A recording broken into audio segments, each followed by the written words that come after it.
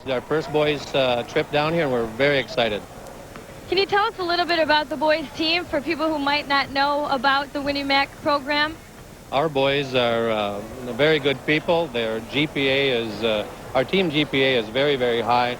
They're really nice boys. They're the kind of kids that you want your kids to grow up to be like. And very coachable, and they work really hard all year long.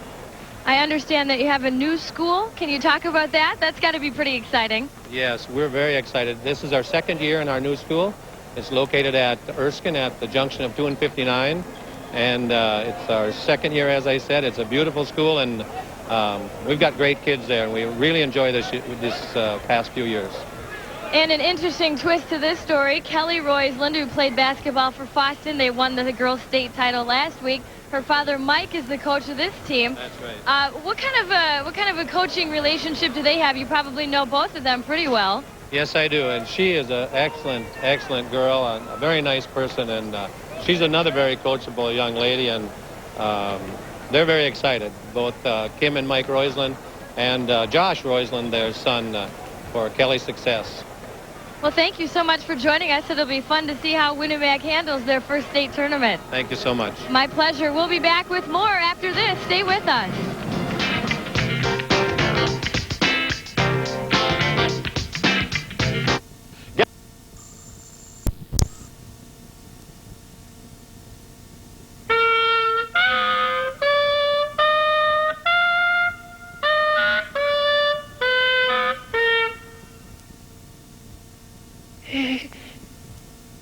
I'm handsome.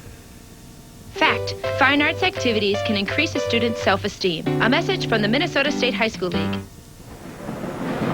Welcome back to Williams Arena. Vanessa Hughes with you here in between games. Southwest Minnesota Christian, the defending 1A champion, has already earned a spot in tomorrow's title game. They beat Rushford Peterson 51-37. We're getting ready for our second game between Ortonville and Winnie Mac. Winnie Mac in its first state title appearance. Here's a closer look at Ortonville High School. Welcome to Ortonville. Ortonville is a city of about 2,500 on the south end of Big Stone Lake. Ortonville is located 170 miles west of the metropolitan area. Ortonville's downtown area is the centerpiece to its business district.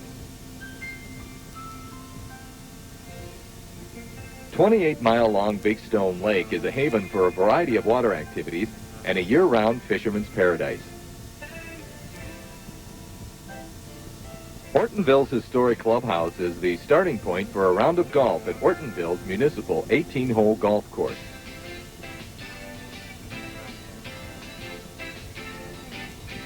South of Ortonville is the Big Stone National Refuge. It's known for its wide variety of wildlife.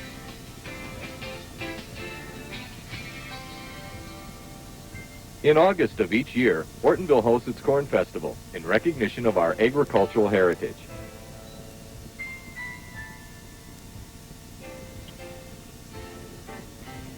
The administration and staff of Ortonville's public schools welcomes you.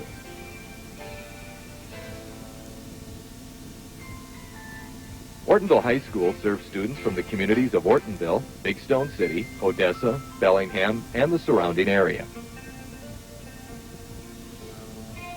Ortonville's new high school contains 4 computer labs,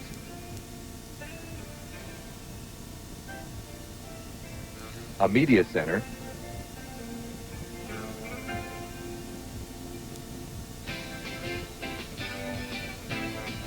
and new facilities for science, math, and social studies.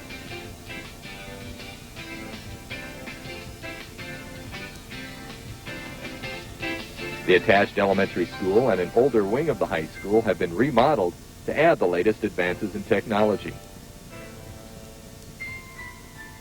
Ortonville High School offers 14 athletic activities and numerous other extracurricular activities, including Business Professionals of America, Knowledge Bowl, drama, and music.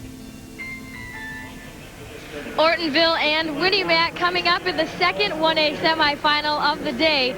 Anthony LaPanta and Janet Carpenter will get you set up for that one coming up after these messages.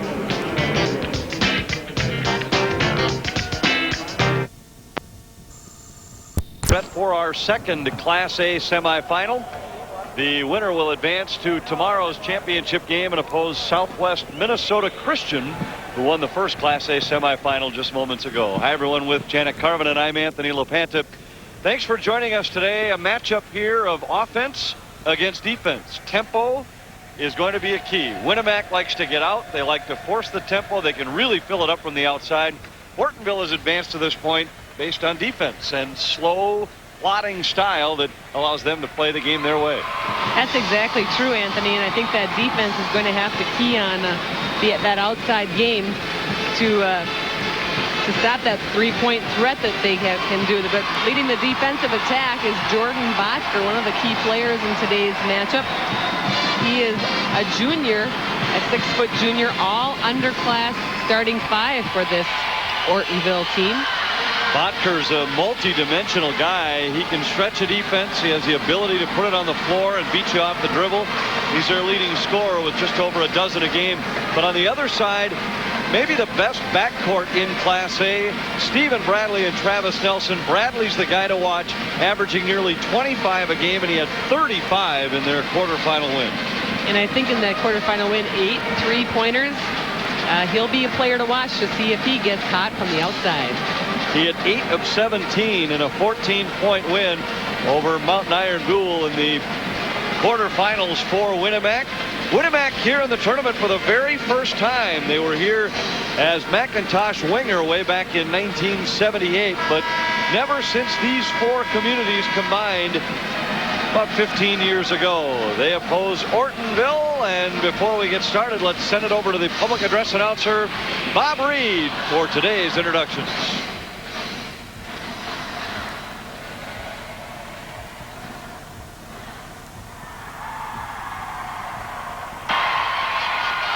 Good afternoon, ladies and gentlemen. Again, welcome to Williams Arena for this second semifinal game in Class 1A action here at the annual Minnesota State High School Boys Basketball Tournament. Before we introduce the complete roster, let's meet the cheerleaders. We'll start with the visiting team cheerleaders from Ortonville.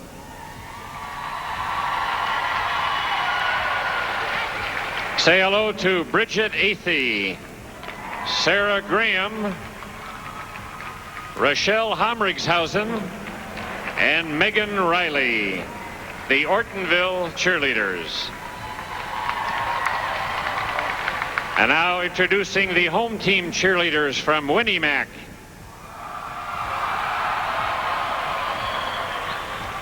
Please greet Heidi Vesledal, Hannah Lean, Tammy Erickson, Jordan Bierke, Kayla Shemansky, Candace Doyle, and the mascot, Casey Bartz. The Winnemac cheerleaders and mascot. And now introducing the reserves for the visiting team this afternoon. The Section 5A champions, a record of 22-5, the Ortonville Trojans.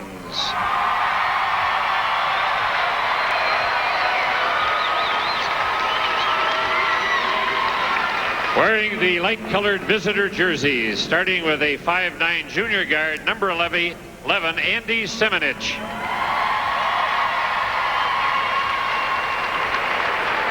.5'11" senior guard, number 15, Dan Ross.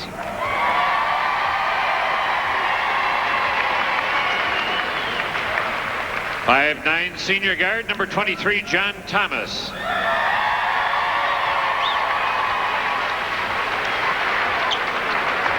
.5'10" junior guard, number 25, Dan Roush.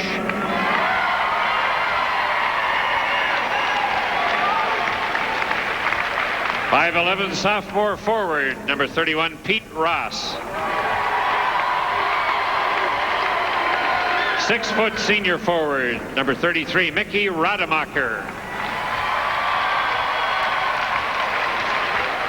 6-foot senior forward, number 41, Noah Zeringer. 5'11" sophomore guard, number 45, Tanner Rademacher.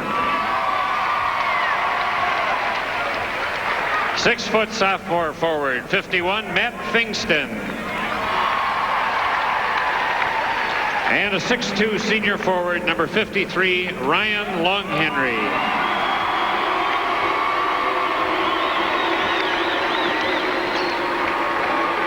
And now introducing the reserves for the home team. The Section 8A champions, a record of 25-2, the Winnemac Patriots.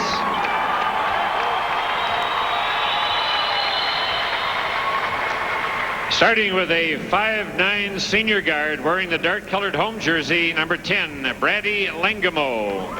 Brady Langamo. 5'9" freshman guard, number 11, Eric Hoffman.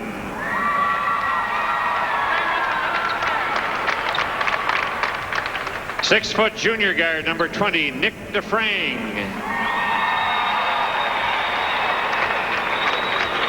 6'3" senior center, number 21, Mark Silstad. 6'4" senior forward, number 23, Ryan Voxland. 6-foot junior guard, number 31, Kyle Simonson. 6'2" sophomore center, number 33, Jared Graff. 5'10" sophomore guard, number 40, Eric Berg. 6-foot sophomore forward, number 41, Seth Johnson. And a 5'10" sophomore guard, number 55, Mike Linseth. Now introducing the starting lineup, alternating by team, starting with the forwards. At forward for Ortonville, 6-foot junior, number 21, Jordan Butker. For Winnemac, 6'2" junior, number 24, Matt Tradewell.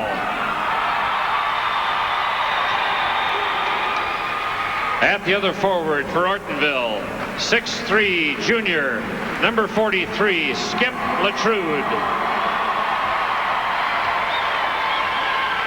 For Winnemac, 6'2" senior, number 30, Nathan Johnson. At center for Ortonville, 6'4" sophomore, number 35, Ross Weekman.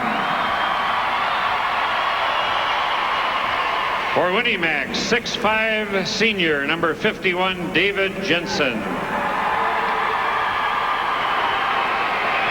At guard for Ortonville, 5'9" sophomore, number 13, Nathan Thompson.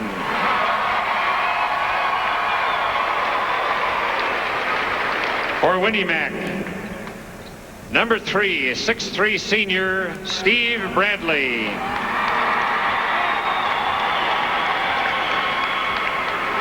And at the other guard for Ortonville, 5'10" junior, number 55, Andy Ross. For Winnemac, 6'2" senior, number 12, Travis Nelson. The Ortonville assistant coach is Tim Geese. The head Ortonville coach, Kyle Kirkeby. For Winnemac, the assistant coach, Tom Haig. And the head Winnemac coach, Mike Roisland. The officials for this game are Tom Steve and Paul McDonald.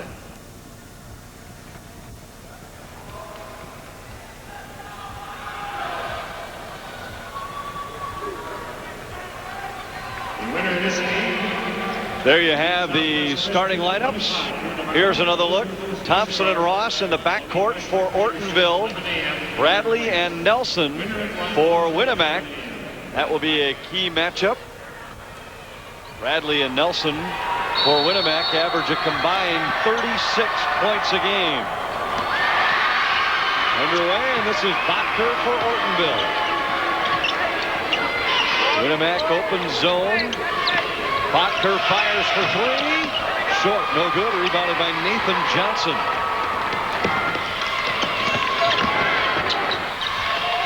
Running, leaning jumper by Bradley is no good. And Wigman has the rebound for Ortonville, but lost the ball. Travis Nelson Out on top for Tradewell. See already the pace at which Winamac likes to play. Nelson for three. It's in and out. Rebound again controlled by Wigman. Interesting matchup here, Anthony, in that these two teams fairly new to the state tournament experience. A lot of unknowns here on the court as far as the players and the coaches and everything, whereas in our first semifinal game with Southwest Minnesota Christian, Rushford Pearson, literally a rematch from last year's semifinal game. So much more familiar for them and for us. Botker short on a three, rebounded by Nelson. Well, Ortonville's been here 3 times before, but not since 1982. Kyle Kirkaby, their head coach in his first season, has obviously not been with the program in any of those previous trips. Foul here goes against Skip Latrude of Ortonville. Oh, nicely executed out of bounds play. Number 24, Matt Tradewell, coming down from the elbow off of a pick. Got a great pass. Let's take a look. There's the pass. Pick has already occurred. There you can see the foul on Botker, number 21. First whistle of the game. Tradewell to shoot 2. First one is off, no good, and an early substitution for Ortonville. Dan Roush checks in. Both of these teams dominated with their bench in their quarterfinal wins. Ortonville 19 points and a dozen rebounds from their bench in their win over Hawley. Hawley just 10 and 7 from their reserves. 1 of 2 for Treadwell. 1-0 Winamac. Winamac outscored the Mountain Iron bench 12-3 and out-rebounded them 12-4 in their quarterfinal win.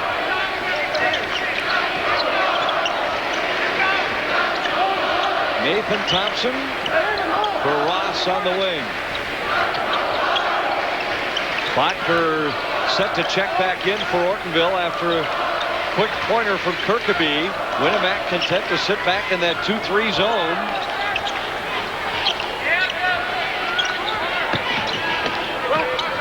Wigman got loose inside but missed it. Rebounded by Nathan Johnson. And a turnover by Winamac. Wigman comes up with a loose ball.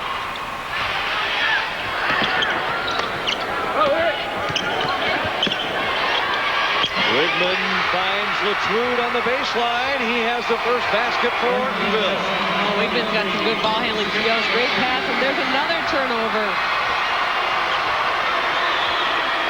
Miscommunication between Nelson and Tradewell.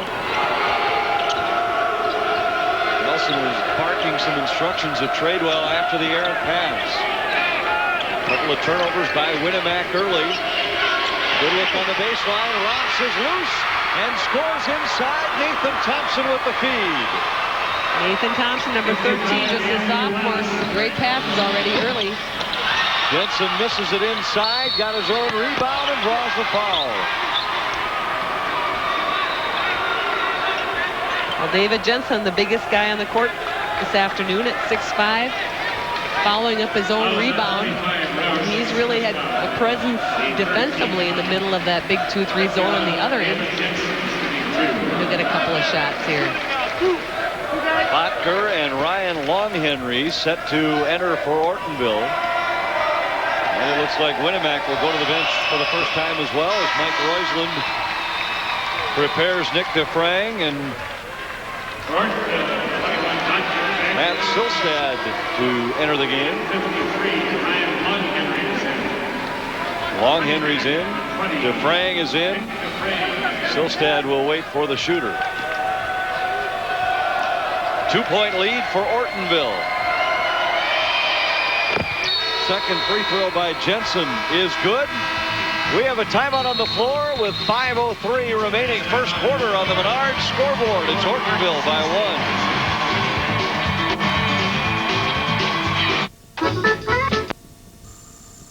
1. He was on the state championship team. I remember watching him myself when I was in elementary school. He played for his father, Bob McDonald, and they won the state championship in 1975, and I believe he was on the 1973 team as well. He was a little bit younger, but he and his brother Mike were two of the main McDonald's on the Chisholm team then, and of course there have been many siblings to score follow. as many points as Joel, did they? No, there were two of them they had to share, I think. Whitman leans in, scores for Ortonville, and they lead by 3. Ortonville has shown good patience against that Winnemac zone. Here Mark Silstad gets loose, and after the entry from Nelson, he finishes. 1-point lead.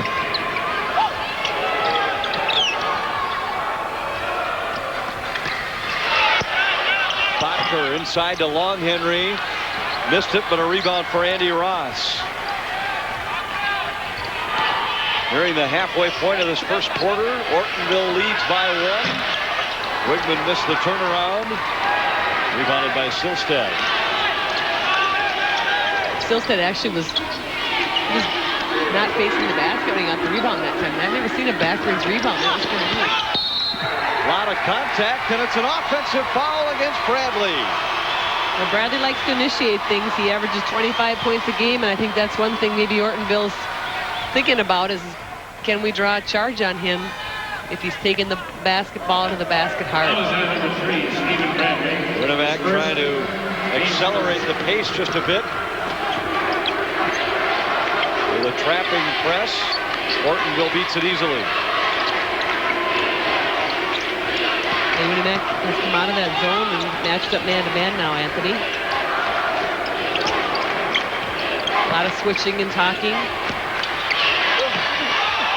A block inside for Silstad, but the rebound was controlled by Botker, who then lost it out of bounds.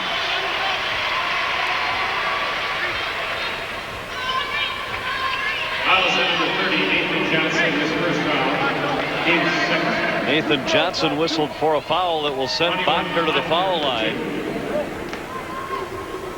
Jordan Botker, straight A student and all conference in both basketball and football.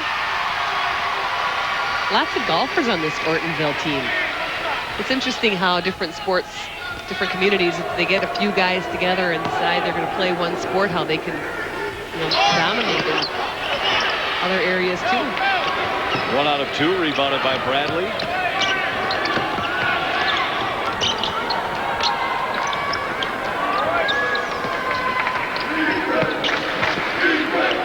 Silstad bobbled it and lost it on the baseline. Long Henry comes away with it.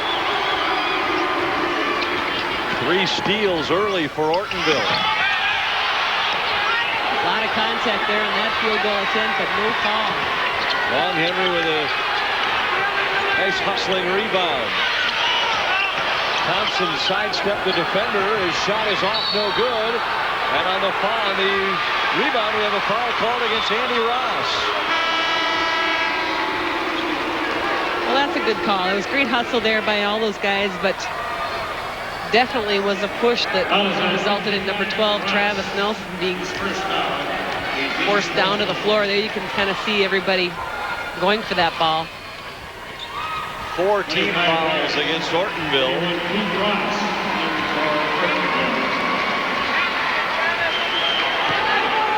Less than 3 minutes to play. First quarter, Ortonville by 2. Three-pointer from the left wing from Bradley is off, no good. Now on the baseline, DeFrang. His shot is no good. And the rebound finally controlled by Roush. Oh, that's a travel. Roush hop, trying to maintain his balance.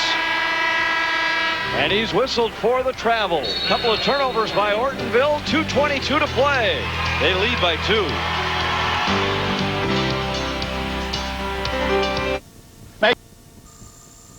2:22 to play. Dan Ross has entered the Trojan lineup. Turnovers plaguing the Patriots early. Bradley with an offensive rebound after the Nelson miss. Bradley with a basketball, good outside shooter, but they really have tried to get the ball inside. Nicely done that time into Silstad, number 21. Game is tied for the first time at 7. I think it's smart too for Winnemac, considering they do have those outside scorers and the guards to really establish something inside early. Ross lost it on the way up, but the loose ball corralled inside. And the Trojans go back in front by 2. And a foul called at the other end. This one's going to go against Latrude, his second. Well, actually, it goes against Long Henry, excuse me, his first. And it'll send Tradewell to the line for 2. Well, the Winnie Mac players saw Coach Mike Roisland up, pointing down court. They had the open player, and they are initiating their offense and really taking it to the basket here early. 1:39 to play, first quarter. Second one coming for Tradewell. Gets the roll. He's hit 2 of 4 at the line. That's a 1-point lead for Ortonville.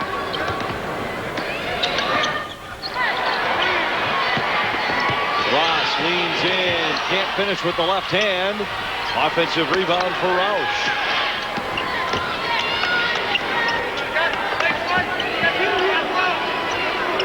Here's Botker. Hands it off to Dan Ross.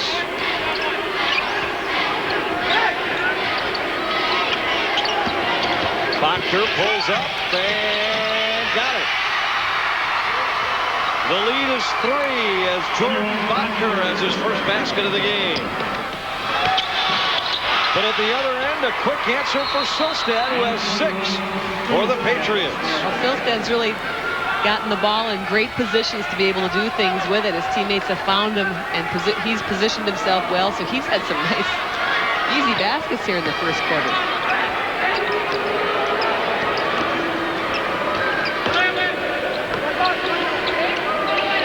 Dan Ross in the front court for the Trojans. They've led it almost all the way. They lead by 1 with just over a half a minute remaining. Wigman leans in and scores. He has 4.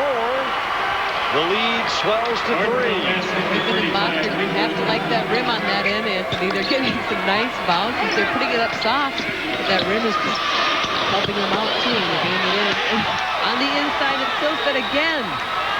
Silstad with 8 here in the first quarter.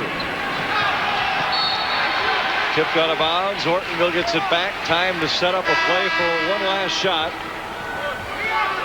Nathan Johnson returns for Winnemac with 6.5 ticks remaining.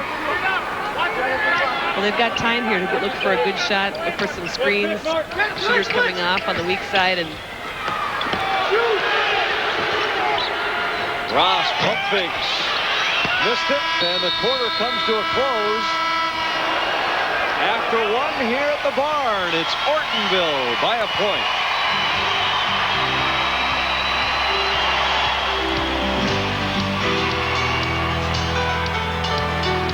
U.S. bet. Get off the bench. Yeah, both teams really liking to get a lot of players in. A 3 from the wing by Tradewell. Puts Winnemac in front by 2. Tradewell is the second leading scorer on the team, averaging over 15 a game.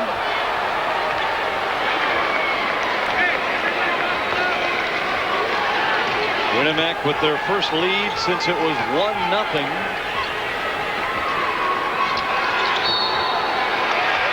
Out of bounds to Winnemac. Nathan Thompson stepped on the sideline. Third turnover by the Trojans.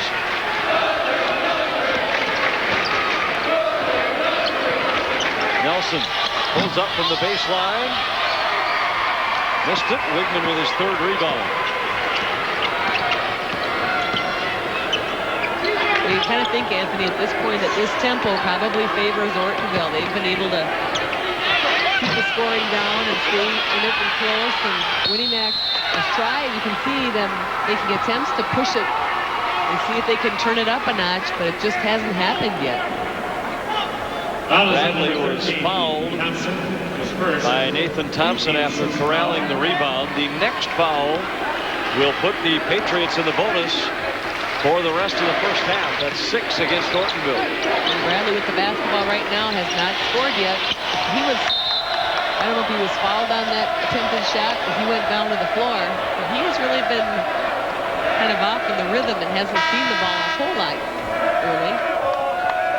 He's had a couple of big games in the playoffs. He had 36 in a sectional game against Fertile Beltrami and 35 in the state quarterfinal win. Those are huge games, and for him to be in the second quarter and not have scored yet is, I'm sure, kind of a worrisome thing for Mike Roisland.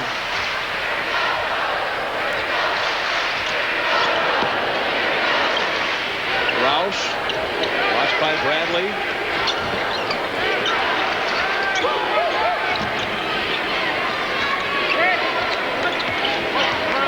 Trojans have had some trouble against the Winamac man-to-man, and here they turn it over.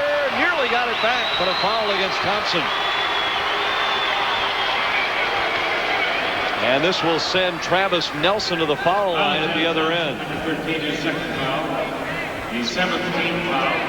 Well, Winamac doing a nice job defensively. You know, they really have everybody. Their first 8 players is over 6 feet. They're a big team, and yet they're quick and move well and playing good defense here early. The backcourt of the Patriots to this point 0 for 7 from the field, no points. Nelson gets them on the board with the front end of the 1-and-1. Second one coming that could put Winamac in front by 4. It's good. Well, that guard tandem that you talked about has been kind of quiet here. And yet their team leads by 4.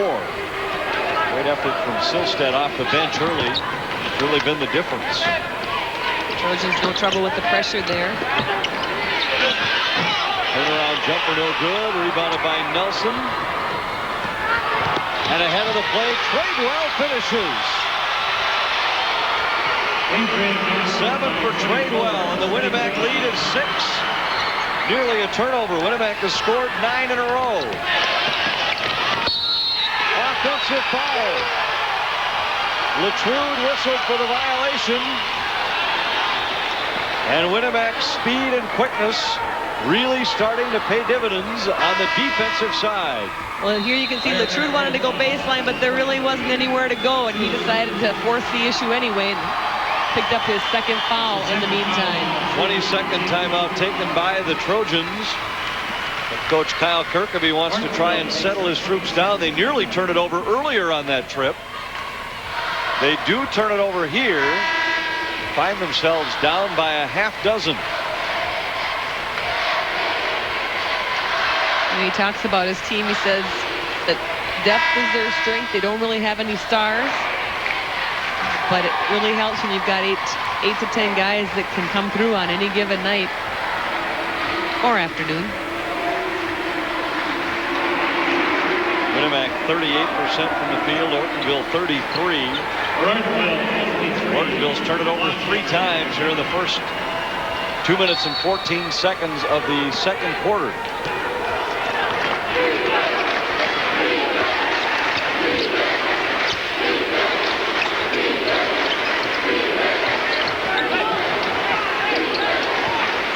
Tradewell for Bradley, wants 3 and got it. Well, and it's a 12-0 run for Winamac. Getting on the board here for the first time, Stephen Bradley, number 3. His shot just ripped through the net. It snapped up and caught up on the rim, so that's what the timeout on the floor is about. And we're at 5:29 to play, second quarter. Winamac over Ortonville. I build homes. Homes designed by Wigman was off the mark, and look at how quickly Winamac gets the ball up the floor. Great feed from Nelson to Tradewell. That was a beautiful pass, and you can just kind of feel it here. They're putting the pressure on. Now they're in a man full court press. They had put a little zone press on too, and they're trying to get some turnovers and get that instant offense going. Well, they've really shown a variety of defenses. They opened in that 2-3. You mentioned the zone press. Now Bacher Empty on the three, rebounded by Tradewell. Bodker had nobody on him. Winamac trying to build on a 12-0 run and a 9-point lead. Tradewell with the rebound, missed it. Rebound Andy Ross.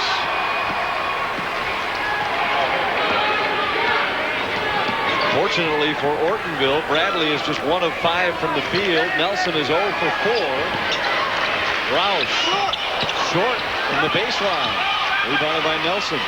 Roush was alone on that time, so twice now open looks at the basket, not able to convert. Bradley catches his own miss while laying on the baseline. And a turnover by the Patriots. Sometimes this pressure, Anthony, can just kind of make it difficult for teams to get into something on the other end. And Ortonville, here we are, just under the 4.5-minute mark, trailing. They really need a basket here. Blocking foul. Looks like they got Tradewell. And that's Dan Roush going to the free throw line. Foul is on 24, Tradewell, his first foul. Team's third foul. Ortonville has not scored here in the second quarter. They've been shut out for nearly 4 minutes, having missed all 4 of their field goal attempts. And Roush misses the free throw. He didn't get the roll on that. He did a nice job, though, as you take a look at the bench there. And Kyle Kirkby did a nice job getting to the free throw line by taking the ball to the basket. Missed them both. Rebound Silstad. And how quickly Winamac in transition gets into scoring situations. Here Nick DeFrang will go to the line to shoot. He's fouled by Andy Ross, his second. You're right, they flew. I'm sure Ortonville has talked about getting back on defense and getting set, but sometimes if you're not quite ready, this is when the fouls start to mount. 9 team fouls already for Ortonville. 15. Double bonus coming up at the 10th team foul, of course, which means Winnie-Mac will get 2 shots on every foul. DeFrang missed the first.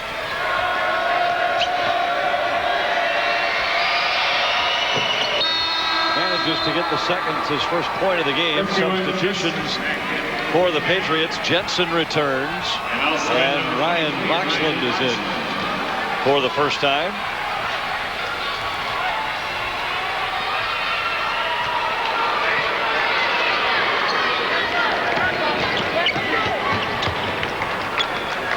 Trojans beat the press, and Ross on the wing.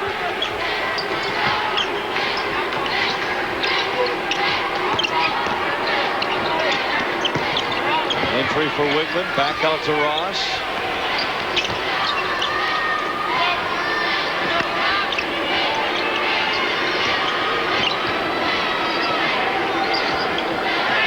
And a turnover. Ross was looking for Long Henry on the baseline, but couldn't get him the ball. Well, Ross just had a really tough angle to even try to make that pass. What he should have done is just take a dribble or 2 out to the wing, and he probably could have gotten it in there with no problem. Remarkable defensive effort by Winamac here in the second quarter, but now they turn it over as Long Henry comes away with a steal.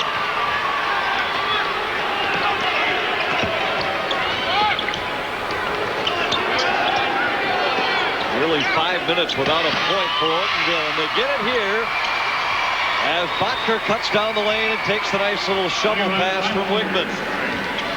Pretty play there for Ortonville. Snaps a 13-0 Winamac run. And Long Henry rebounds the air ball from outside the arc. Traveling call results in a turnover, and Winamac gets it back. Ortonville getting a couple of breaks here now. That was unfortunate for them, that turnover, but they have gotten a couple breaks here to give them a little bit of spark here in the second quarter. They still trail by 8.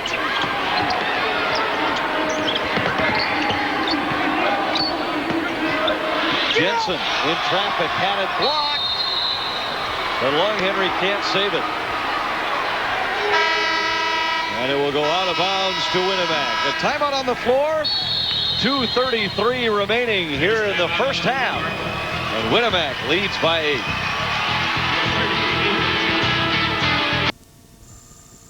They answered the Winamac run of 13 points in a row. It took them over 5 minutes to score here in the second quarter, but they trail by 8. Still very much in the game as we head down the stretch here in the first half. Bradley coming off a double screen. He can't hit it, though. Rebound inside for Pete Ross. Bradley's struggles from the outside continue. Long three by Ross is good. That was a long three. Lead cut down to 5. That changes things a lot. Big three from the sophomore Ross. Nelson to the baseline. He's cut off. Double teamed. Finds Tradewell for 3. It is no good. Rebounded by Ross. And a foul called. I believe this will go against Bradley. No, it goes against Jensen, the big man inside. 51 red. Jensen. And all of a sudden, a little life in the step of the Trojans. And this is important for them, under the 2-minute mark, for them to make a run, even if they don't tie it up, or they can just get it close. It's going to give them a lot of confidence going down at halftime when they regroup.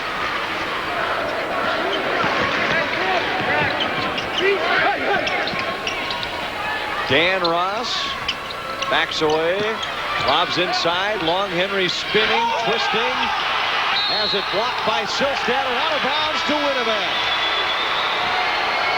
Well, Silstad's really been solid on the inside there. Take a look, he's down on the low side. Just kind of keeps his body between Long Henry and the basket and goes up. I think he got all ball there. Like a good block. Jensen. Silstad inside, and he scores right over the top of Long Henry. I like watching Silstad post up. He just gets his base real wide, spreads his arms out. He's an easy target. Averages less than 3 points a game. He has 10 already. Wow. He scored 10 in their quarterfinal win as well. Long Henry by Silstad down the baseline for his first basket. Oh, nice baseline drive, body control, using the glass.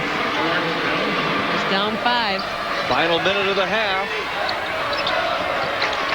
Bradley inside to Silstad. Turnaround jump shot is good. Hey, all day long. You got that guy behind him. He has the hot hand.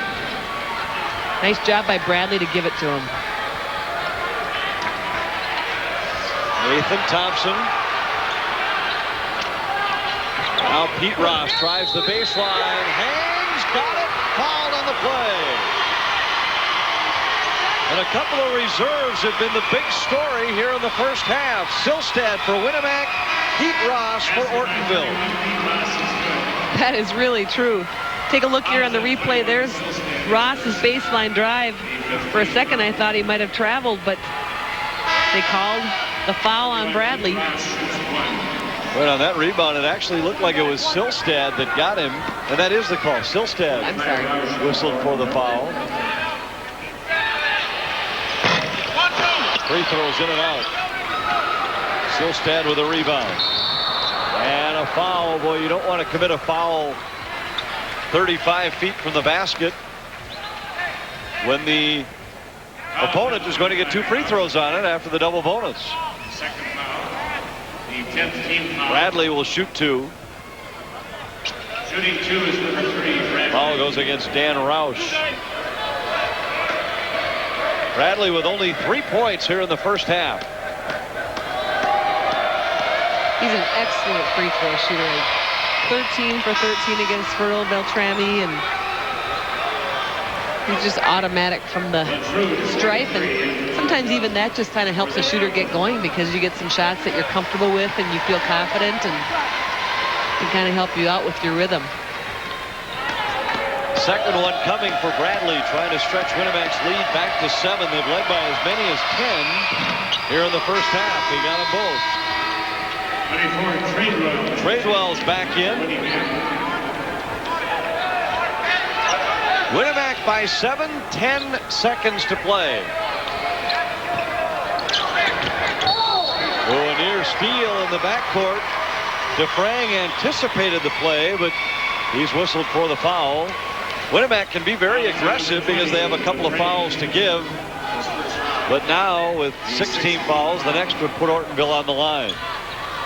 Well, it'd be big here if Ortonville can convert here in the last 10 seconds of the half with something on the board. They've got to get it in bounds first. And they have to spend a timeout trying to get it in bounds. Well, it's a smart play there to use the timeout. You've got to get it inbounds within 5 seconds. It has to be caught within 5 seconds.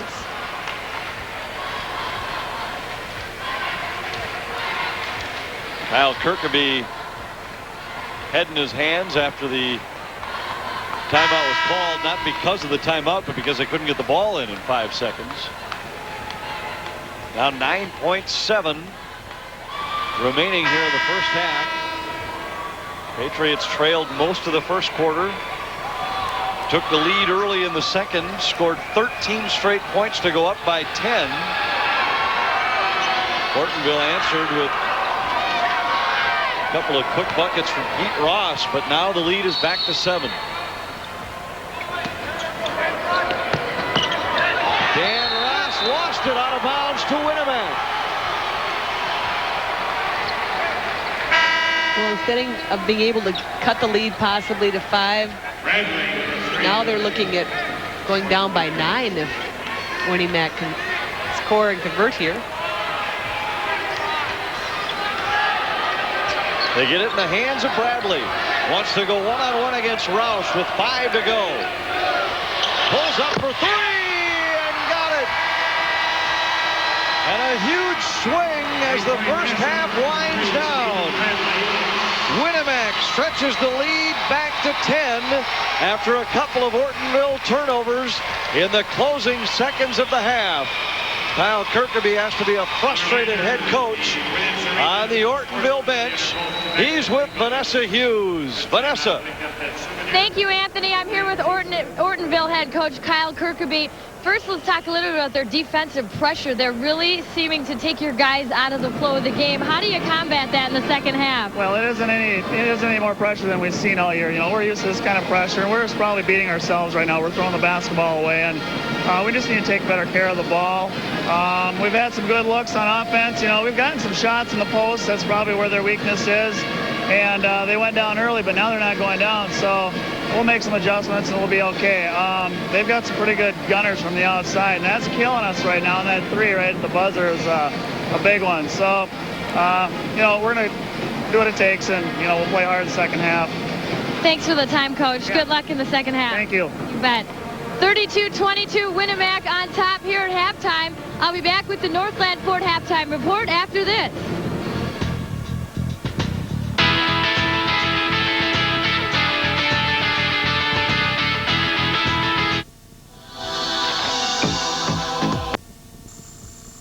And Space Star Communications are proud to bring you live tournament coverage via the internet.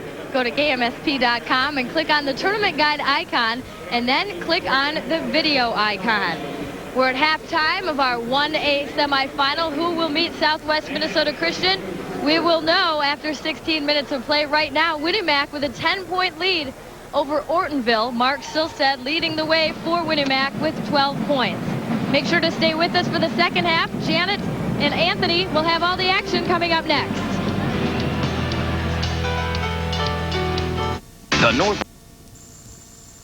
Welcome back to Williams Arena. At halftime, it's Winnemac by 10 over Ortonville. 32-22. First half that really went back and forth a couple of times.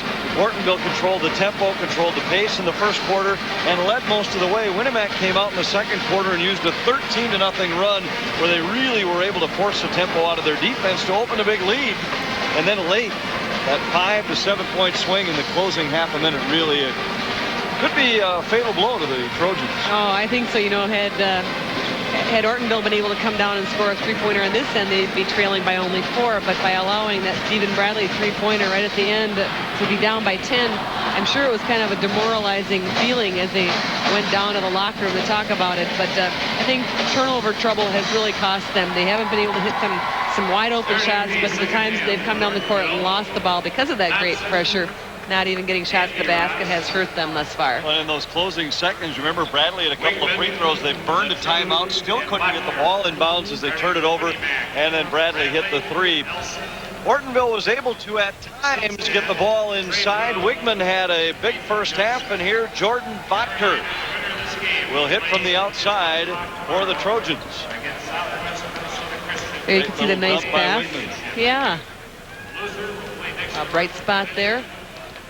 And on the other end, the story in the first half, a man off the bench, Mark Silstad. 12 points on 6 for 6 shooting.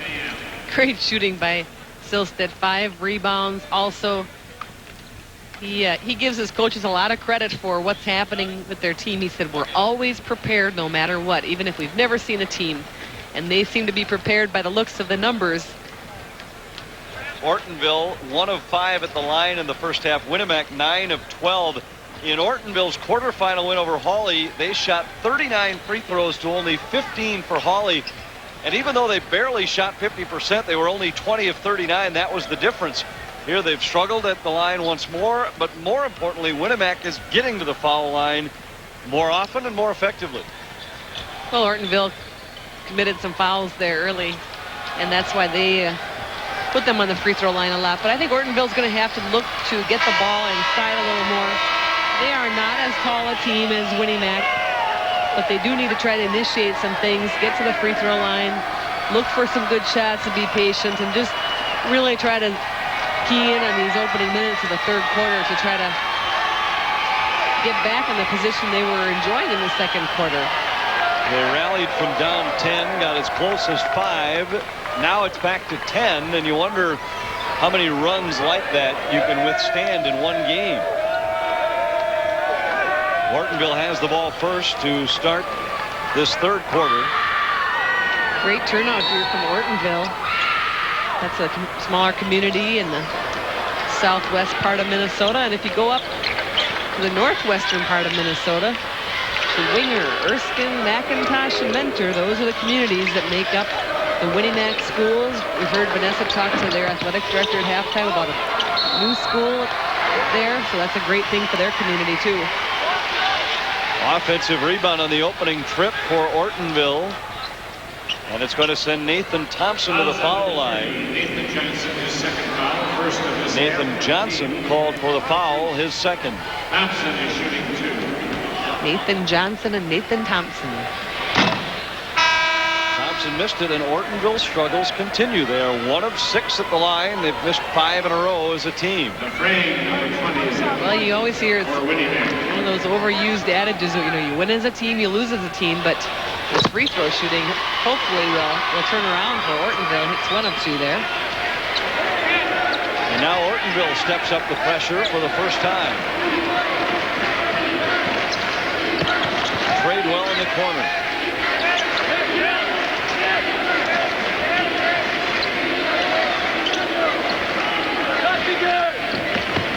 Tradewell with the runner, off no good. And we're going to have another foul called against Nathan Johnson. He picks up numbers 2 and 3 in the opening minute of the second half. You know, Tradewell went down for that runner, and I think he fell off the court. He's holding his knee right now, number 24. That was a tough shot and a pretty low percentage one too, but he actually went off the floor here at Williams Arena on this raised floor, and hopefully it's nothing serious. He's going to go to the bench.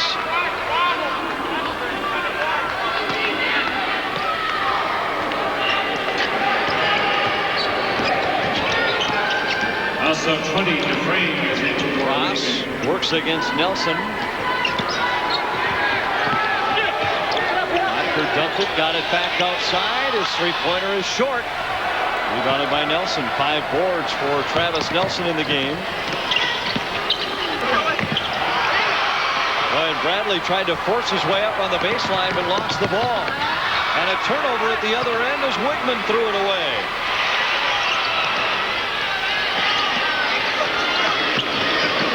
Bradley, great dump to DeFrang on the baseline.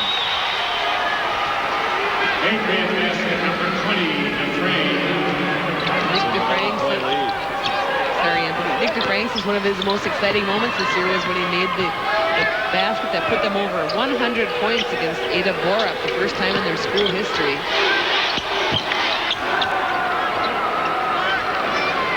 Silstad with another rebound inside.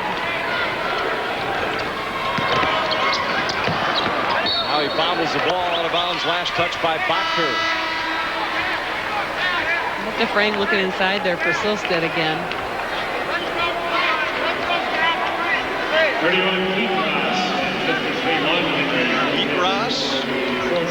Ryan Longhenry return to the Ortonville lineup.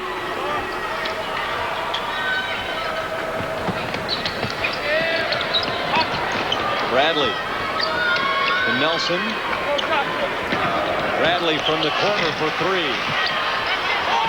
Silstad grabbed it, missed it, got it back and missed it again. Bradley misses.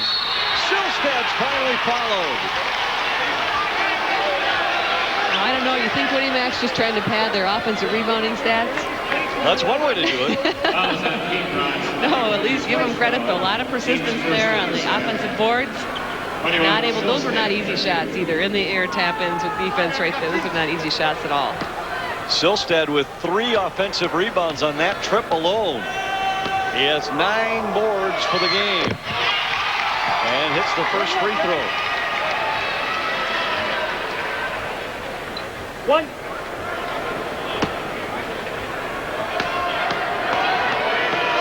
13 points, a couple of block shots, not a bad effort off the bench.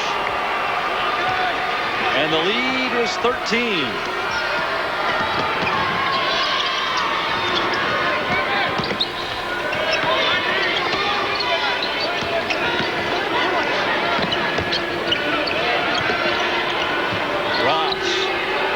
For help, trying to get it to Longhenry, tipped out of bounds by Silstad.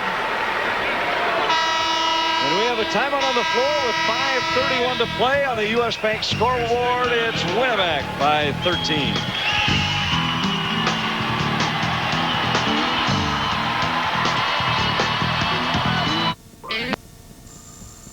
Roisland, 281 wins in his 21-year career as a head coach. Hoping his Patriots can continue the assault on the Trojans. Botker rebounds his own miss. Inside to Wigman, who gets the roll. Well, that helps to get those 2 points in the paint there for Ortonville. This Winnemac team, though, has really been on a roll. They've only lost twice. That was back in early February. 2 games by a total of 4 points. And in fact, Anthony, a lot of people remember that Red Lake team that has been down in the tournament 97, 98, 99. Well, Winnemac took care of Red Lake this year in the section final, 75-72. A lot of these guys talk about that game being the toughest game they've ever played. It took everything they had to get through it. Maybe that's the kind of test that really helps the team, though, get ready for the semifinal action and preparing for the state championship. They've got a player open. Tradewell finishes. Oh, that was a nice play. Great passing there. Trojans are on the ropes, down by 13, nearing the halfway point of the third quarter.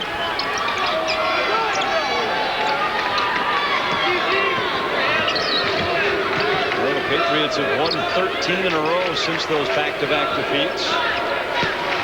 Ortonville had a 12-game winning streak earlier in the year. Foul inside. It's going to go against Pete Ross after Voxland came down with a rebound. Well, I'm sure the players are really, I'm sure it really affects you to lose 2 in a row like that when you've been on a roll, and we lost by 1 to Waban and by 3 to Crookston.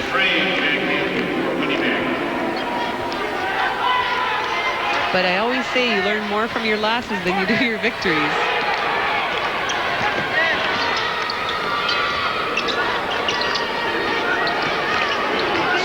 fun to win. That's for sure. Out of bounds. Last touch by Ortonville. It's interesting. I've had some coaches tell me that they put zero stock in that theory.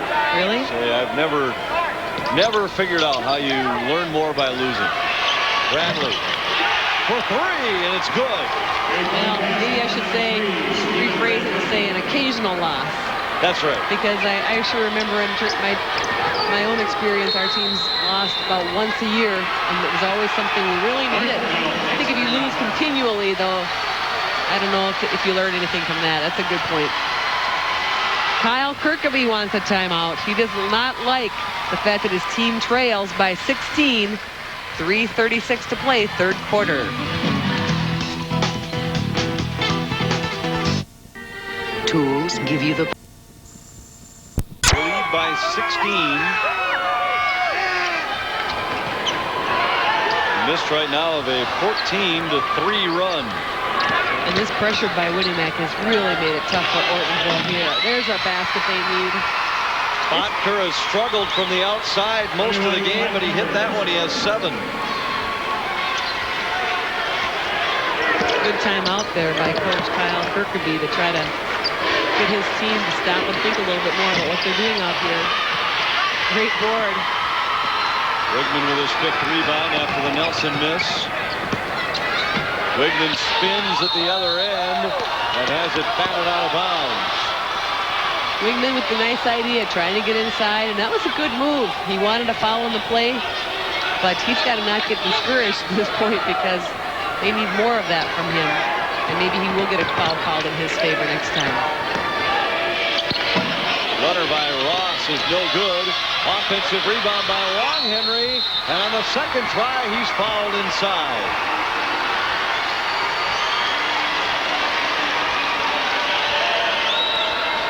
And Long Henry will go to the line to shoot 2. Long Henry, 53, shoots 2. Tough miss on that first one there. Long Henry plays football. He's going to play at South Dakota State next year. Tradewell in Winnemac. A couple of good football players on the floor. Travis Nelson for Winnemac was an all-state football player last fall. You know, sometimes that football experience comes in handy out here. It's pretty rough. Especially when you're going against other football players. That's right. Winnemac by a dozen. Nelson into the front court. Foul called against Long Henry in on the baseline. He and Silstad have really been banging in on the block. They have. Long Henry needs to make up his mind where he wants to be, though, at defending the low post. Standing from right behind is really a tough way to defend Silstad. That time getting called for the foul. Tradewell with a deep 3.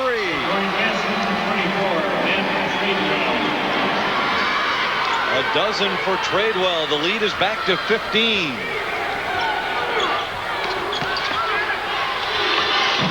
Wigman missed it. Long Henry draws another foul inside, and Silstad picks up his 3rd.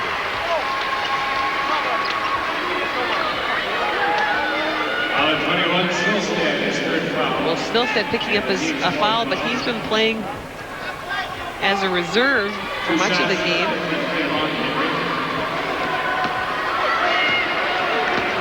David Jensen on the bench still has not come back in. Long Henry got the first free throw. He's hit 3 in a row. For more prep sport team information and statistics, be sure to check out our website at www.kmsb.com under prep sports section, courtesy of Varsity Online. Long Henry rebounds his own miss, and it's a 3-point play in backward fashion. He has really gotten active on both ends here, making some good things happen. They trail by 12. 7 offensive rebounds for Long Henry in the game. Wild runner by Nelson, no good, and Long Henry's on the defensive glass. Got a 3-on-2. Botker tipped out of bounds. Ortonville has it back, down by 12.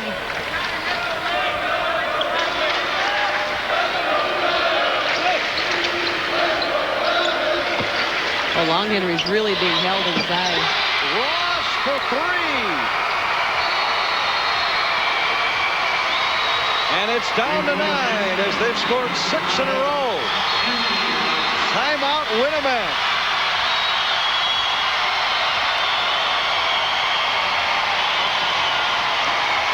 They were on the verge of breaking this open.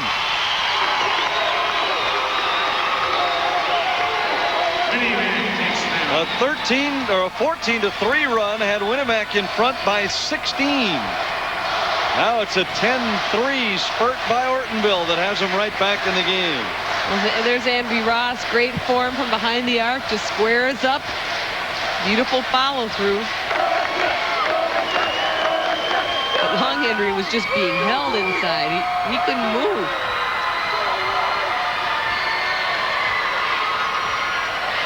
Still a minute 37 remaining here in the third quarter. There's plenty of time.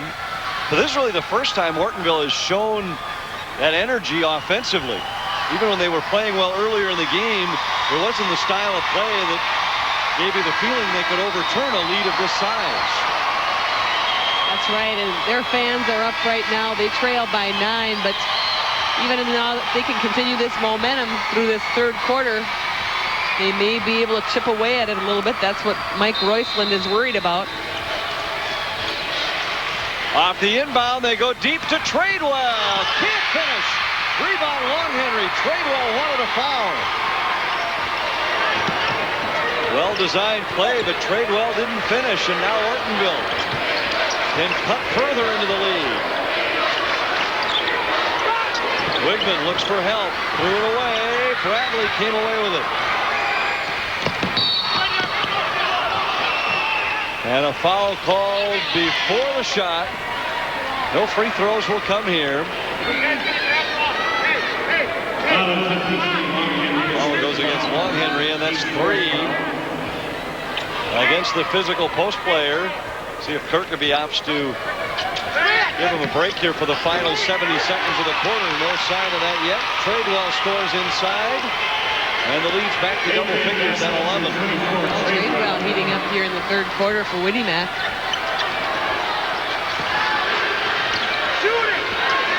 Botker into traffic. Got it. Smart play by Botker there. Take the ball inside, get a higher percentage shot, split the two Winamac players, and convert it. 40 seconds to go. The backdoor lob comes up empty. Rebound controlled by Ross. And Ross is fouled with just over a half a minute remaining.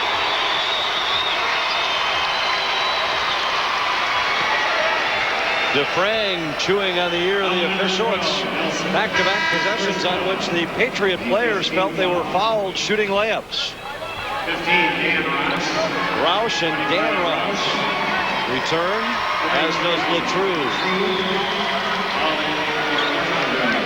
The Patriots need to be careful, though. Sometimes you're quick out there when you have a nice lead and things start changing a little bit to start looking toward the officials and other places, but you got to just focus and keep going even when you do miss those layups. Ross drives. The pull-up jumper is no good. Rebound by Roush.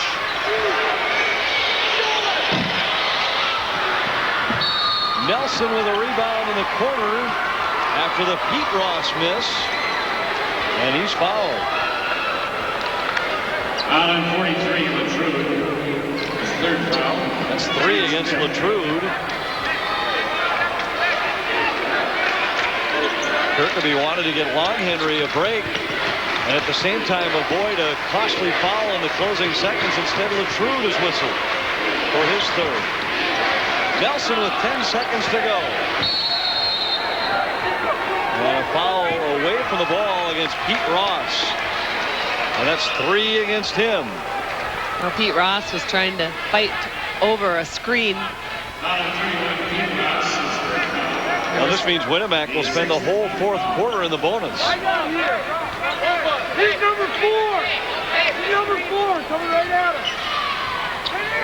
Tradewell for three. It's good. And for the second quarter in a row, Winamac closes with a bang. The Tradewell three stretches it back to a dozen. He has 17 for the Patriots. And with 8 minutes to go, Winamac leads by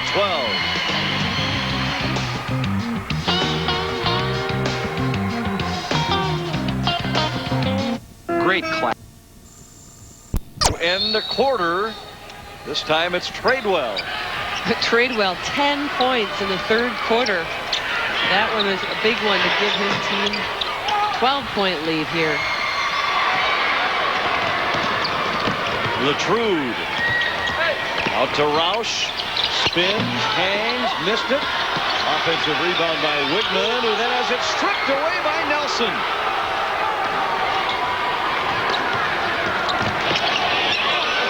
Tradewell wants three more and missed it, rebounded by Wigman. Tradewell still not back in the action yet. He got knocked off the floor on the other end. And a blocking foul that's going to send Mickey Rademacher to the free throw line. Foul is on Dufresne, number 20, his second foul. He's 6 feet. Foul went against Dufresne. 33. His second.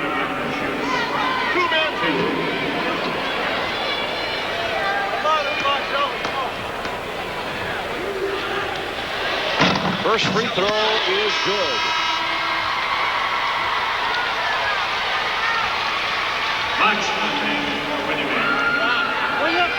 In that third quarter, Ortonville 5 of 16 from the field.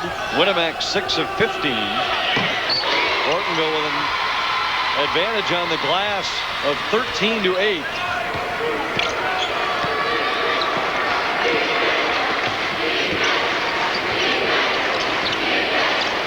Winamac with the ball and a 10-point lead.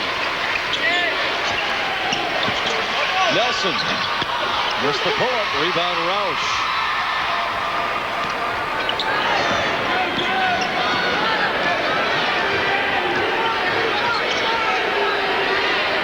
Ross inside to Latrude. Fouled by Silstad, and that's his fourth foul.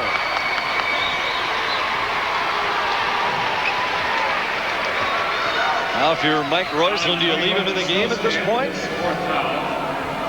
You know, you probably can. I'm not really sure why David Jensen, he started the game, number 51, their 6'5" guy. And I know Silstad really has had a great game, but you do have Jensen that could come back in for him.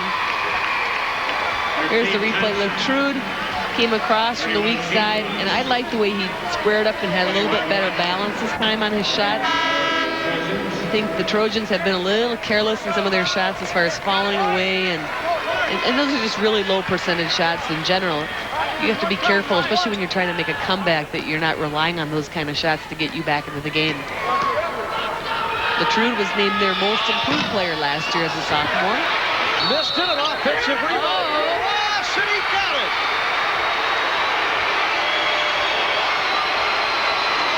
Well, this sure changes things. Ortonville throughout that third quarter really did a good job on the offensive boards. They had 4 of them in the third quarter alone. Another one right here. Well, mental lapse there by Voxlin not to box out better than that. You just cannot allow the offensive team to get rebounds in that position off of a free throw. This could be a 4-point play for the Trojans. It is, as Ross hits the free throw. He has 10. 6-point lead for Winamac. Bradley, great dish to the baseline. And Nathan Johnson has his first basket. Well, Bradley really fired that ball, and you have to respect his ability to score. Great pass. Ross leans in on the baseline and scores again. A dozen for Ross. The lead is 6. Bradley Left it outside, tipped by Ross, who nearly had a steal but could not save it in time. We have a timeout on the floor with 6:12 remaining. And on the General Motors scoreboard, the Trojans are rallying. They trail by 6.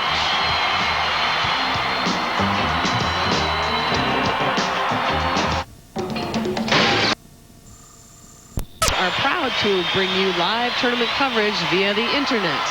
Go to kmsp.com and click on the tournament guide icon and then click on the video icon. Bradley for three, no good. Ortonville fighting their way back in it.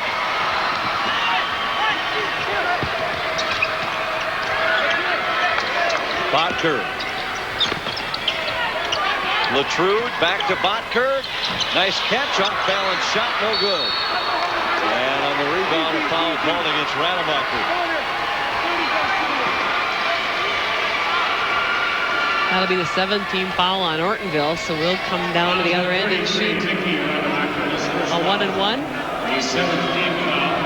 Kyle Kirkby in his first year has got to be happy right now, though. With how his team has really rallied. They're hanging on. It's been kind of an uphill battle. Winnemac having a lot of weapons today from both the inside and out. Free throw no good.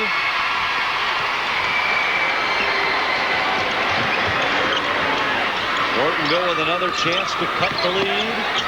Latrude leans in, over, around, and through Silstad. Silstad with 4 fouls. Really can't do much about it. Latrude took his dive and put in the turnaround.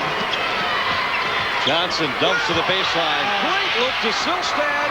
Nathan Johnson with the assist. What a pretty play. Great passing here by Winnemac. All day long, they really move the ball. Here's Latrude. Fouled by Silstad. And that's his 5th. With 5:11 to play, Winnemac loses a man who might have been their most valuable player in the first half.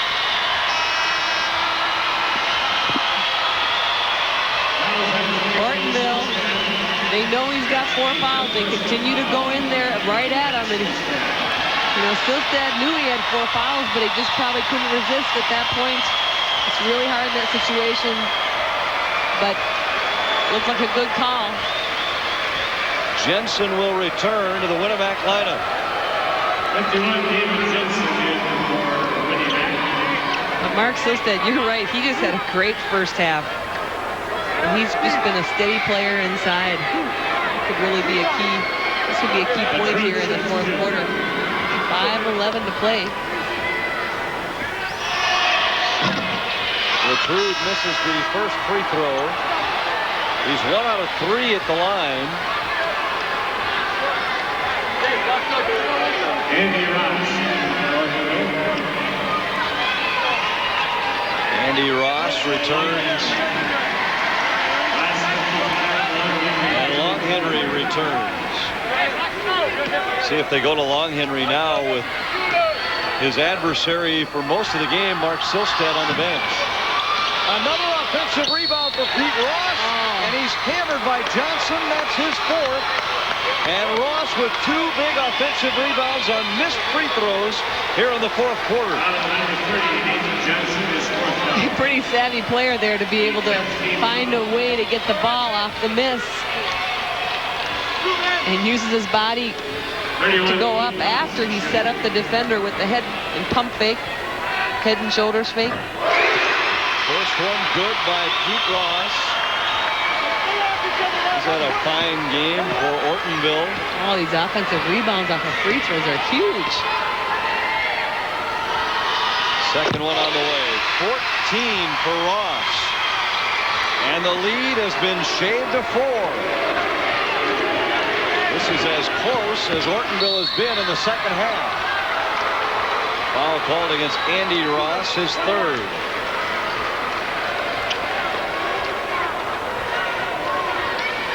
Winnemac had a lead of 16 points midway through the 3rd quarter at 41-25. Since then, 28 to 12 in favor of Ortonville.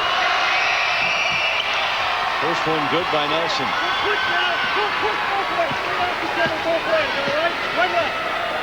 Well, Nelson's a great student also, 3.6 grade point average, but he and his teammates just need to settle down here in the fourth quarter and try to think about getting good shots. Getting to the free throw line sure helps.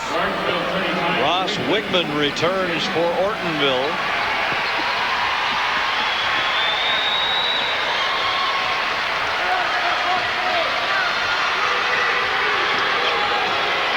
Ortonville, such a young team. Only Dan Ross and Ryan Longhenry have seen significant playing time today as seniors.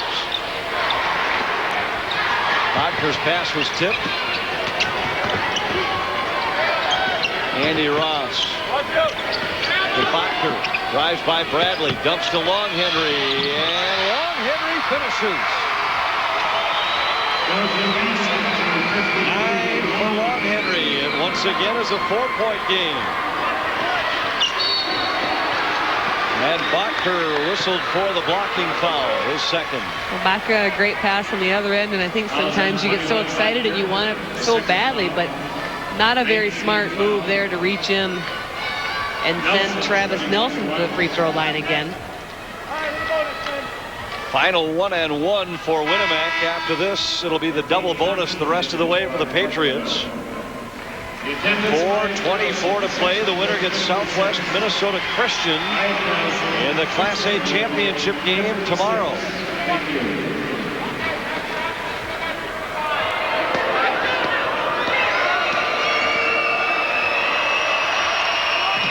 First one is good by Nelson. He earns the bonus. All 5 of Nelson's points have come at the free throw line. Today he is 0 for 7 from the field. He got the roll on the second. You know, we'd see that sometimes in the state tournaments for the girls too. We'd see a player that went, 0 for whatever, and then the next day turn around and have 20 points in a game. So sometimes it happens, but at least he's making some other good things happening. Ross with a wild layup. Thompson with a rebound, but as he was falling to the floor, he threw it away.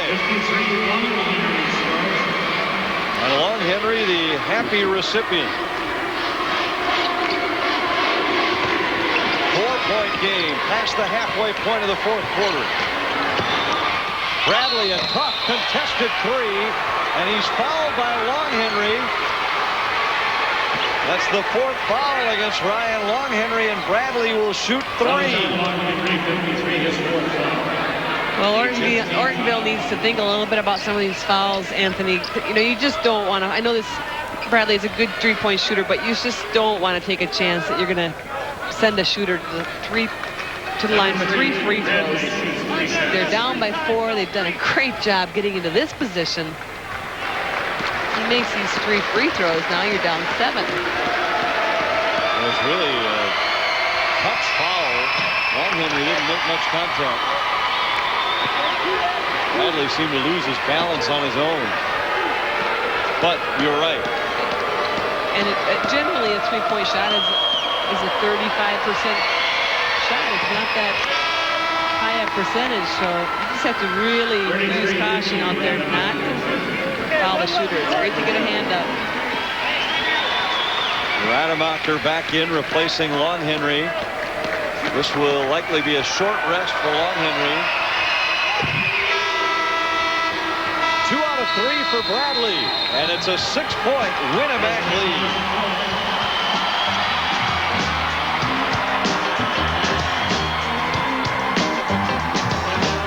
Give your back by 6.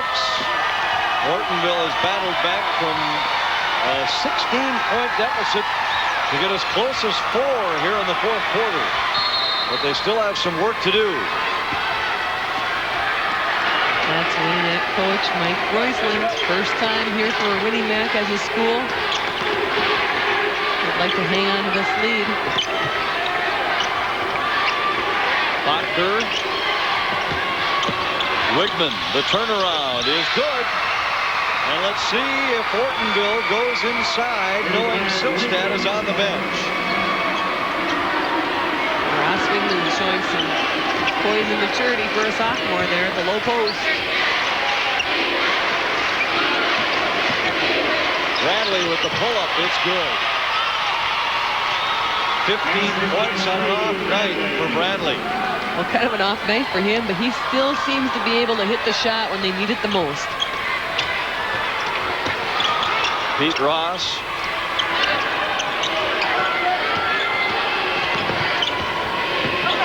Drives the baseline, draws some contact, and finishes.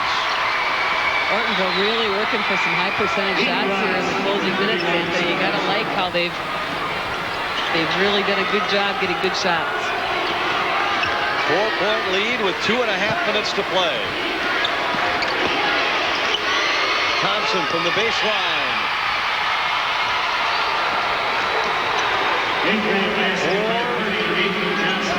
For Nathan Johnson.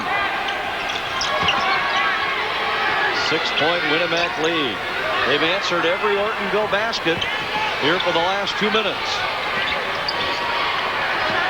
Andy Ross drives in, can't get it.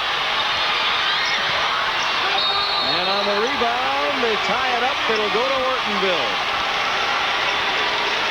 Bradley not real happy with the physical play of Botker. We have a timeout with exactly 2 minutes to go, and it's a 6-point Winamac lead.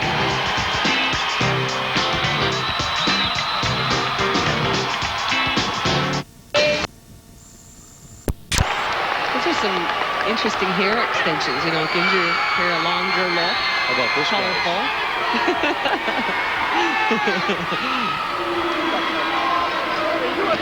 Botker spins, hangs, can't get it. An offensive rebound inside by Long Henry, and he's fouled by Jensen. What a great job by Long Henry on the boards here in the second half.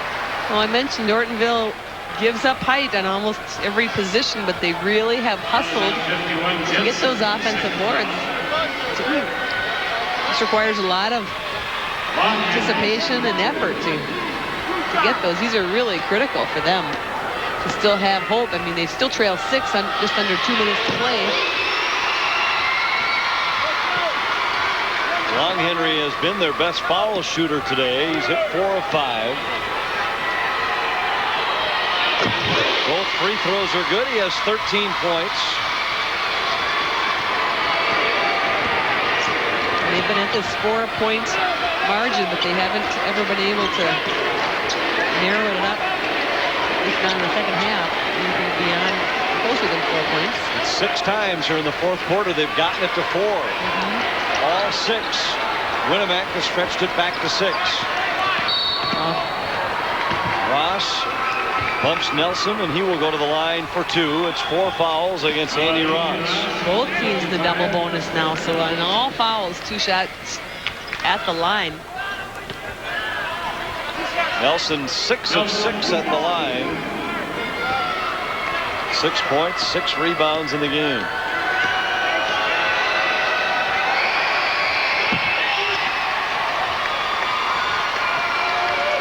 He has been just rock solid from that stripe.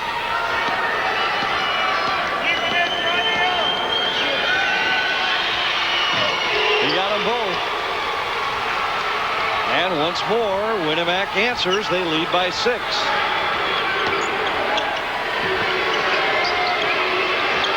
Long 3 by Ross, and it's well short. Great save by Pete Ross. Botker, an air ball. Long Henry with a rebound, and he's fouled by Johnson inside, and that's 5 on Nathan Johnson. Well, again, offensive rebounds, 2 of them this time. Let's give them hope there. You can see the miss. And Long Henry taking it right back up. We're just a little over a minute. 1:07 to play. These free throws can pull them within 4 again, but Anthony, the Ortonville Trojans are running out of time.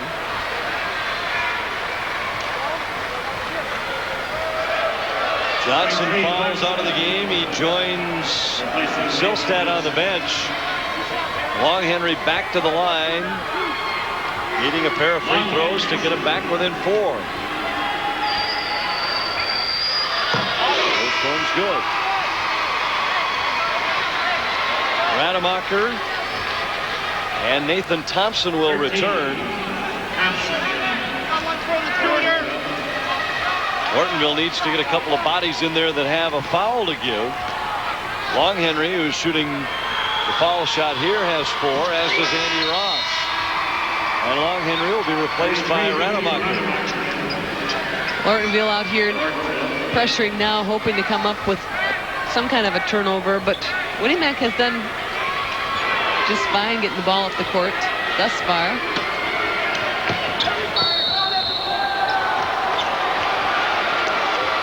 And he probably wanted to send somebody to the free throw line other than Travis Nelson, since he's been perfect from there. Well, they got the foul after only 1 second. Pete Ross picks up his 4th. And so far, no move by Kirkaby to get Long Henry back to the scorer's table. Now he does. He'll send both Ross and Long Henry over there. Tradewell, after his 10-point third quarter, has not scored here in the 4th. He's 2 of 4 at the line. Favorable roll gives him 3 out of 5 and 18 points.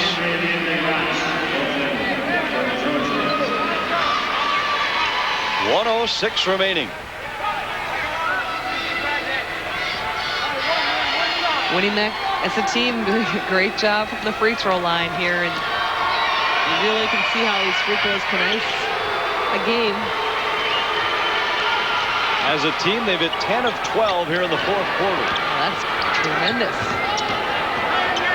Has to be disheartening for Ortonville. Trojans have done just about everything right. They have. They've really played so much better in the second half, especially in the 4th quarter. Andy Ross drives in, count the basket, and he's fouled by Jensen. And this, the last thing Winnimac wanted to do is give him a shot at a 3-point play with the clock stopped. 3 against Jensen. Great body control by Ross to draw the contact and still finish.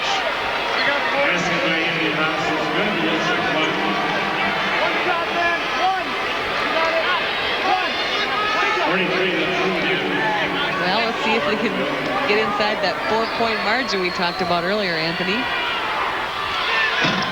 The free throw is good, and they finally do it. As close as they have been in the entire second half is right here, down by 3. And again, they get a foul instantly. It goes against Rademacher and will send Nelson to the line for 2. This is as close as they have been since that 13-0 run by Winnimac back in the first half. It turned a 3-point Ortonville lead into a 10-point Winnimac lead.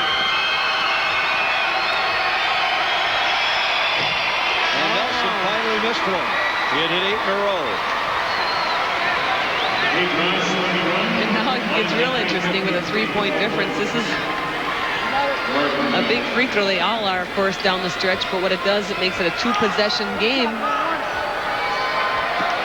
If he misses this one, it'll just be a 3-point game. He got the second. We've seen one 4-point play earlier tonight. Ortonville with the ball, down 4. Backer for 3! That's a 1-point game. Backer fouls Tradewell. Tradewell will go to the line for 2, even with a pair of free throws. He cannot push Ortonville more than 3 points down. Well, he was out there, but confidently he went up. Shooters from the outside of Ortonville had been a little short in the second half, but that time he had enough on it. And wow, the Ortonville people are all on their feet right now. 39 seconds. Matt Tradewell missed the shot. Bacher had missed all 5 of his 3-point tries in the game. Now this one to put Winnimac up by 2. It is good. 2-point lead. Ortonville doesn't need a three. They've done a good job getting some good shots in the paint and drawing fouls. Pete Ross missed it, but an offensive rebound. 24 seconds to go. They've got time here. See if Kirkeby calls a timeout. A lot of time winding down. Waiting for him to call a timeout. Botker. To Winneback.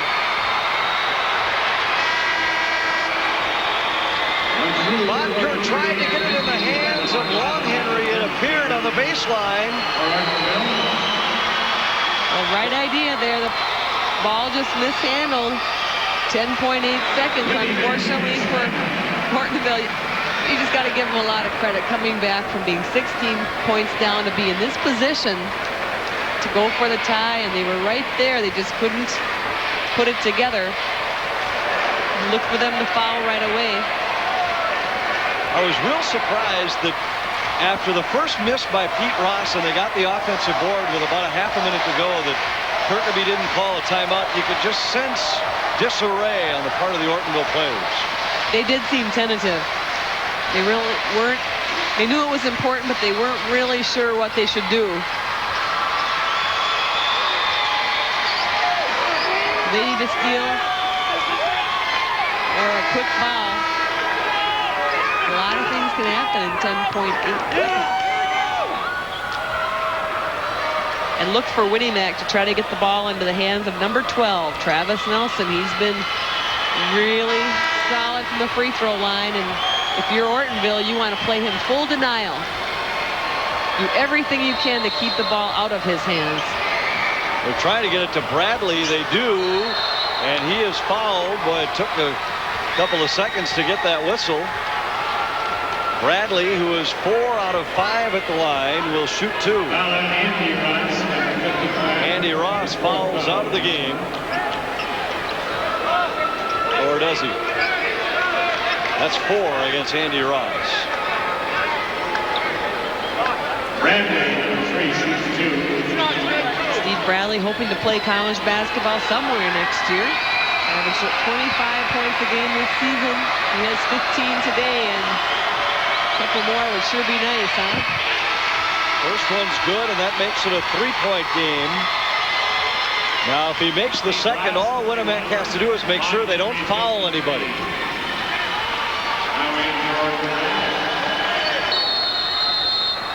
And I believe that's what Mike Roisland will tell his troops during this timeout.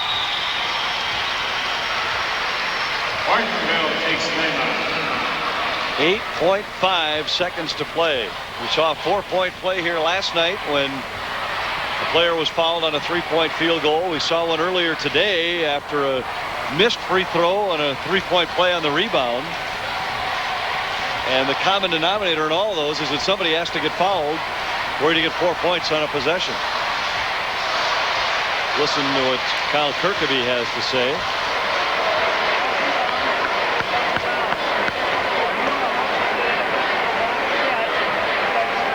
I wonder, as a first-year coach, when he started out this season, if he ever thought he'd be right down here at Williams Arena in the thick of things in the semifinals. First-year coach that was 3-4 out of the blocks. They lost 4 of their first 7 games. Since that time, they've gone 18-2. We've seen a lot of Ryan Longhendry, number 53. He's really the only senior that's played a lot for Ortonville. Mickey Rademacher is another senior who has seen some action too, but largely underclass lineup here for them. But they're not thinking about that right now. They want to try to get the ball back and are hoping that Steve Bradley's going to miss a free throw. He missed it, but an offensive rebound and a steal. Pete Ross with 5 seconds. Launches one, it's no good. They'll have one more shot. It's off, no good. And Ortonville falls just short. On a frantic rally, Winnimack hangs on to win it by 3. What a game. Wow. When Ortonville will look back at those closing seconds. After the missed free throw, they had plenty of time. So many times players do not realize how much time they have. 5 seconds, you can go end to end. Right. I think he did rush that shot a little bit there on the last. He could have probably taken at least a couple more dribbles because it wouldn't have been so much of a prayer. It would have been more of a legitimate shot. They did scramble for that offensive rebound again. And again, hats off to this Ortonville team. But Winnimac, again, down the stretch when it counted, they came through in some fine offensive performances. Well, they got some big free throws by Travis Nelson down the stretch. They got a huge third quarter from Matt Tradewell. They got a huge first half from Mark Silstad. All of this, all these names, and the one we don't mention is their leading scorer, Steve Bradley, who very quietly in this game contributed 16 points, 6 rebounds, and 4 assists. But so many other weapons, and a couple of them are with Vanessa Hughes. Vanessa. Thanks, Anthony. That's right. I'm here with Matt Tradewell and Mark Silstad. We're going to start with you.